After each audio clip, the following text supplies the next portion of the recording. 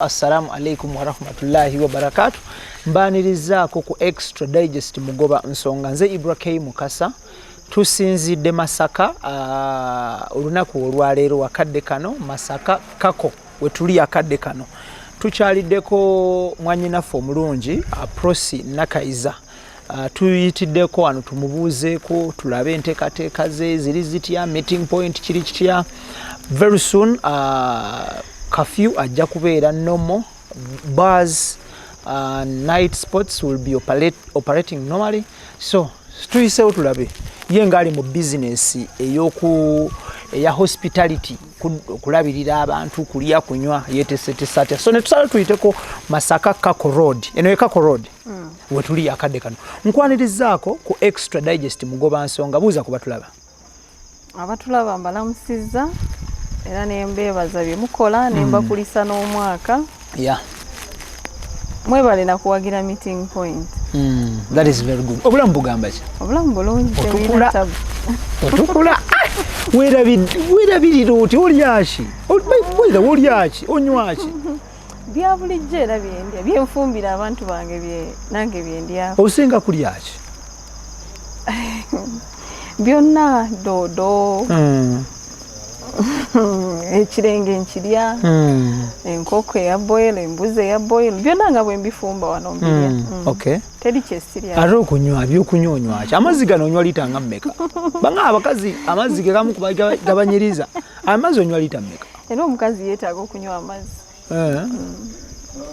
muyina gye mugatwala mu maaso eyo gye bageetaaga nti ku ssaawa envanyu bali gabasaba oba ogeetaaga ng'omukazi onywa lita mmeka amazzi olunaku onywa lita nga mmeka lita nga 2 zimmala sisukkawo lita 2 olunaku nago ate bw'oganywa ennyo nago gayinza okukuyitirirako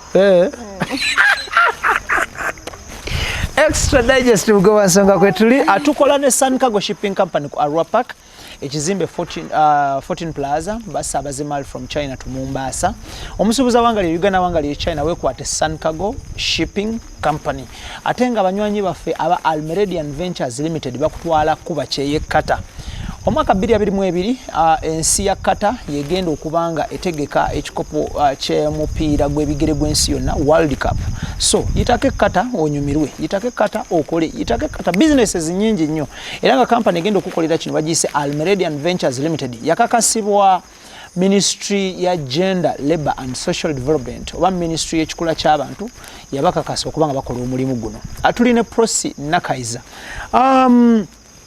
2022 meeting point mwetesetese mutya singa nga baba liftinze lockdown because olina bar and restaurant not so so mwetesetese mutya singa baliftinga curfew because baliftinga curfew we bati kitegeeza abantu kuchakala kunywa kulya ya mwetesetese mutya era tujja kuggulawo kubanga ebbaala kati ebadde tekyakola nga restaurant yokka yekola naye kati era of course amabaala ebagaggulawo nange ejja kuggulawo tuddemu tukole so baggulawo amabaala ne baliftinga curfew nga muddamu okukola wow that's very good olinayo ekipya kyotekedde abantu bo of course ekyenjawulo ekiri special weekend nga bw'omanyi nti weekends abantu baba bazigala kuwummulako era nja kutegekangawo ebivvulu banaba batukkiriza simanyi nteekateeka bwenaabeera oba banaatuggulirawo ddala tukole naye kyonna kyekiri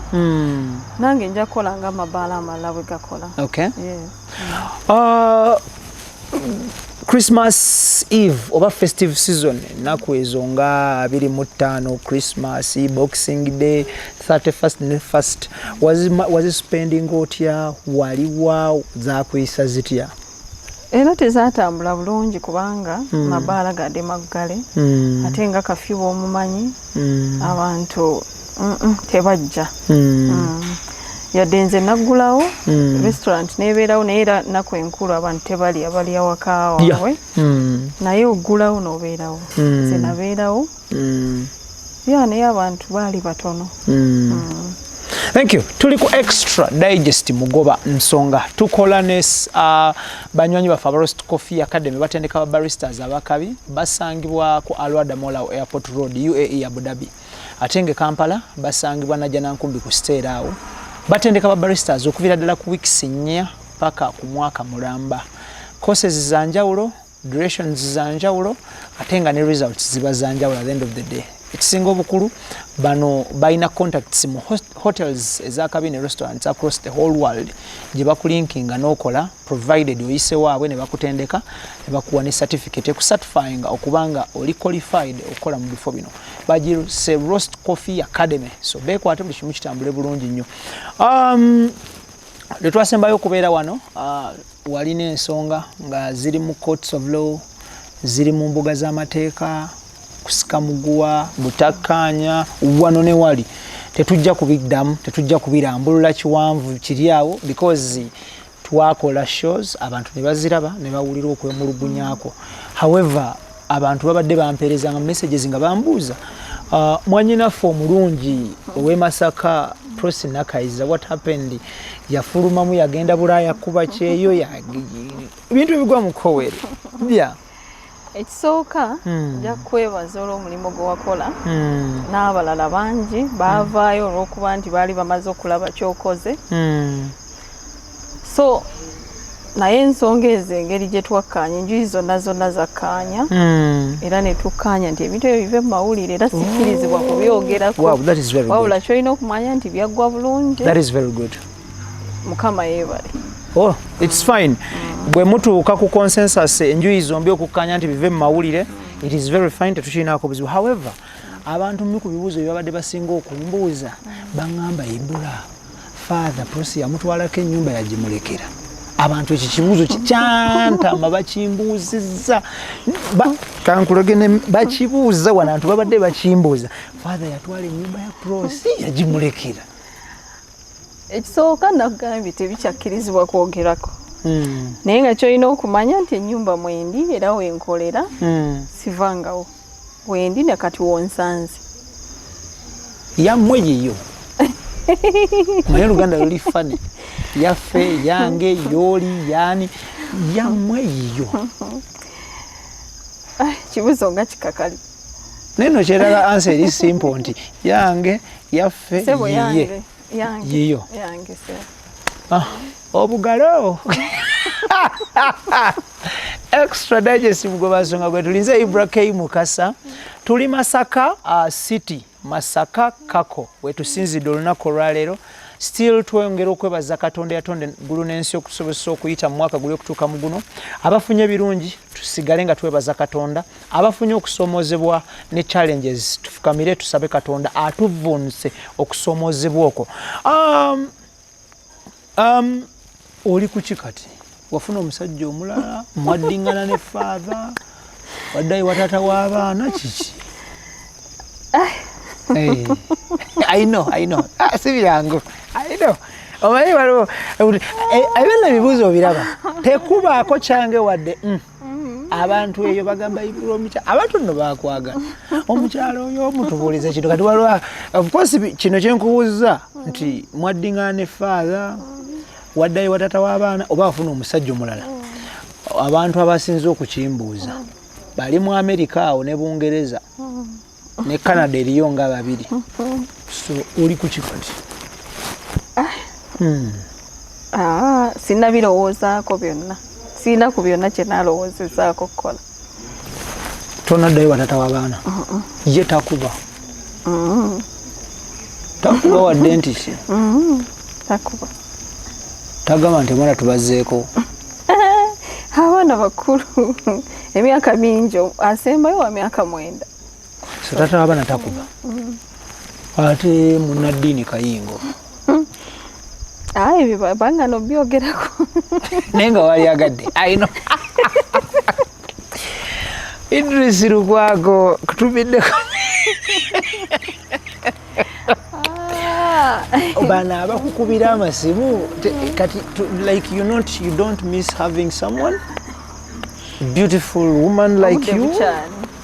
Onde kuchali nakava mbizibu nkyalina okwetereza. Kiwundu tekinnawona. Ekiwundu tekinnawona. Kati obaawo otya obulamu bw'ensi buno? Era bulijjo mbadde mbeerawo. Otya? Mbeerawo. naye nga abantu bo batandise okuteekamu okusaba kwabwe application sinabafuna tekisoboka sinafuna teri ataddemu kusaba wadde n'omu wadde tobaatula mannya toyogera kino uyinza tuga nti balinga bameka uyinza tuwa buwi muwendo tebateekamu kusaba baatya nti gwoddukira nnyo mu mawulire shishi simanyi ndoza bachanoonya school fees katulinde. So ozakoshi, what's up ozakoshi about relationship? Ebyo munaye so sinza asalawo naye bwe kinaba kizze nakyo nja kukirowozaako naye si kati naye nga bwetaavu weebuli sibuliwo lwaki olowooza weebuli omanyi bulamu bw'ensi buno waliwo endu betugayaalirira ate nituuka mu maaso ne bitukositinga ku myaka gyo bwetaaga omubeezi twakubeesebeese kugamba ku budde budde akwerabiza ennaku eyayita naye kati wano buli kiseera ogira n'obijjukira kyemmanyi siba guli kyekikuumya okuba nga tokyajjukira byayita biri ebyaliwo kubanga byaggwa bulungi. Okay, extra digest mugoba nsonga kwe tuli kakati abantu abaana abobuwala abali eyo n'abakyala abali eyo oyinza bbawa bubaka ki for 2022 in regard to obulamu bw'ensi? Kola nnyo teri kirala kwagala mirimu gyabwe gye bakola yana kumanya kye baagala kyoyagala n'okiremerako lw'osobola okifunamu. Okay. Ate abasajja sajja basibirira entanda musajja mbulirira abasajja basibirira entanda nga mwannyina abwo omulungi nebagaa nti yiyo njiva wadde yiyo basibirira ate yabaluguto bawe yamenvu omuganda agamba ate alukutambulire entanda akusibirira yamenvu abasajja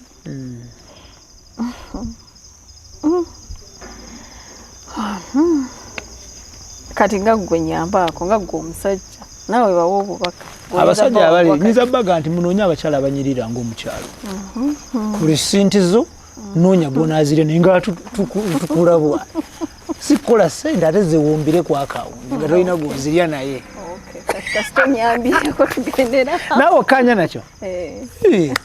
So Prossy, of course tuyitiddewo okubuuzaako tujja ffe kweyongerayo tweyongerayo tugenda mbalala eyo naye tusazeewo ne tugamba katu branching off. That's why to having the night shoot tukubuuzeko ko tumanye ebintu byatambula bitya byaggwa bitya abantu ebweru eyo babadde beebuuza omukyala ali kuki kyaggwa kitya what happened abaana bali batya abaana baddayo kusoma abaana bo bali batya balungi tebalina buzibu. Okay. Era wojjidde nga naakamala obbategeka baddayo nkya. Wow, that is very good. Bali mu boarding. Wow, that is very good. Tata abaana omuwuliza ku nsonga z'abaana si zino nagamba ebibye nange byaggwera mu kooti so ekyokukola kyonna yamanye ekyokukola seetaaga namukubira ssimu like ebisale by'amasomero biki byonna amanyi kyalina okukola akimanyi so seetaaga kuba ssimu ye. Olina enteekateeka egendako e Bulaaya mu nsi yonna of your choice. Nedda sekirina kujjako kukwatira ensawo bona ogenda tukyagenda ffe batutemako amagulu. But anyway, thank you so much for your time. Tukwagaliza birungi byereere inshallah tujja kwongera okuba nga tukulambulako nga tukunoonyaako abantu ebweru eyo bakwebaza omutima omulungi ogw'okuba nti mwakolanga ne mugatta essente ebintu n'otabyezza tubakwebaza ebweru eyo n'okuba nti abamu ne bakwebaza okuba nti oli muntu who came out to speak out. Abantu generation en tu encouraginga nnyo abantu to speak out n'abaana kati betuzadde tubagamba nti bw'olaba ekikunyigiriza kyogereko don't keep quiet, don't stay silent. So abantu bakwebaza not to stay silent, to speak out n'oyogera ku byali bikunyigiriza. Kiki oyinza okwogera ku mbeera eyo okuba nti omuntu yenna alina ekimunyigiriza aba kusomozebwa takituulira avaayo n'akyogerako. Nze nga nze kye ŋŋamba omuntu kasita onywerera ku mazima. Ekiseera kiba kitono nnyo, ebimu ne bibuzaabuzibwa, naye ekiseera kituuka amazima ne gavaayo. Tegakweka. So omuntu bw'ovaayo n'oyogera naye n'olemera ku mazima, nsuubira wabaawo ekikolebwa. Si buli bantu nti babi, waliyo abalungi abasobola okuyamba. Waliwo omukwano gwange bamuyita Ben Bagio Nyombi, ali mu America. Yampeereza message wana n'aŋŋamba nti bw'osanganga Prossy omubuuzanga nti akageri nti tali in touch n'eyagulanga products za Victoria's Secret, ani azimugulira kati? Ye Ben abuuza. Ben Bagio Nyombi wuuno yambuuza n'aŋŋamba mumbuulize kati obuwoowo bwa Victoria's Secret obw'omunda buli biki ani abigula? Kubanga ebyatuukawo ensi yabimanya, ebyo tetujja bidda mu baganda bae ne mutuza mu byayita, ani agula ebintu ebyo? Because wabeeranga na products za Victoria's Secret ng'omunaddiini yezaaleeta naye kati babuuza ani abigula? Yozifuna otya? Nalina bingi kyolina okumanya. Bikutambuza paka ddi? Binza kutambuza paka ngadde? Bikyaliwo, gwe kyolina okumanya bikyaliwo. Maama mwagula. Obadde akundeetera. Beni. Oba oleeta ebipya si bigaana naye nga nkyalina. Okyalina? Mwali mwasitookinga bingi weebiri. Sewe emboozi baatugaana okuddamu okyogera. I know. Anyways, Ben Bagio Nyombi, ekibuzo kyo kituuse kyewambuuza. Tugenda kubanga tukuleka obubaka bw'obusembayo to people out there, to the Ugandans abaliving Mtara w'Amayanja n'abaliving e Kampala wano, obubaka bwo general okutwaliza wamu nga toli specific nti gundi bagundi. Okay. Obubaka bwakubaagaliza mwaka 2022 obulungi. N'ekirala bajje bawagire ekifo nga bwe badde bakiwagira bulijjo. Meeting point kako. Yes, meeting point tevangawo ekyaliwo. Ate kati amabaala ke baagaggudde, ate ekifo kati kyafuuka kigazi. Buli kimu kijja kweyongera. Buli kimu kirungi, gardens nnungi, buli kimu kirungi. So bajje bakiwagire. That is very good. Okay. Kale, tetugenda kubanga tusukawo wano. At the end of the day njagala kwebaza ab'entambula nabo mwenna n'abalaba programs etwasooka okukola ku mukyalo ono. Thank you so much. Those who reacted positively, thank you so much. To the concerned parties, thank you so much. Everyone, thank you so much. Embuga z'amateeka abavaayo okubataawuluza nga mufunye obutakkaanya beebale nnyo bebali ddala, because ebiseera ebisinga abantu bavaayo okutaawuluza abantu nga waliwo baafudde, waliwo baafunye olubale, kati beebale kujja mu kintu kyammwe ne kiggwa bulungi nnyo. Akatalekeka singa ng'omuntu ayagala okugulira products zino eza Victoria's Secret, kati ng'obw'omunda alina kubwegezaamu ng'omukulu bwe yakolanga.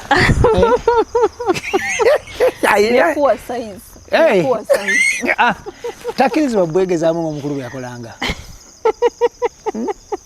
Ibra baatugaana okwogera ku bintu ebyo. Because omuntu ayinza okwagala obwegezaamu ng'era father bwe yakola, because esooka bwegezaamu n'abuweereza. Oyinza okugamba nti gwe kolayo kikyo, oli yakolanga kikyo, so tugambe ekyo.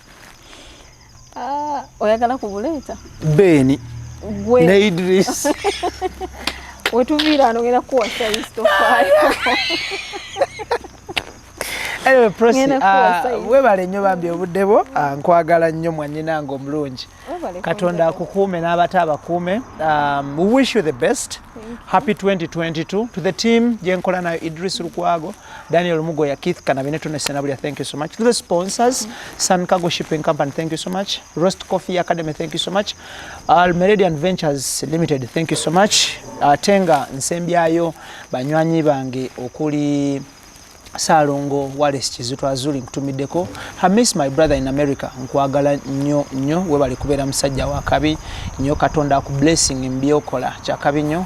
Mosh Sweden, one love my brother, oli musajja wa kabi nnyo. Big Dollar South Africa wagwan my brother. Kwagala nnyo nkwagalira ddala. Tukwatagana nate omulundi oguddako omukama Katonda abakuume. Blessings wherever whenever. See you next time.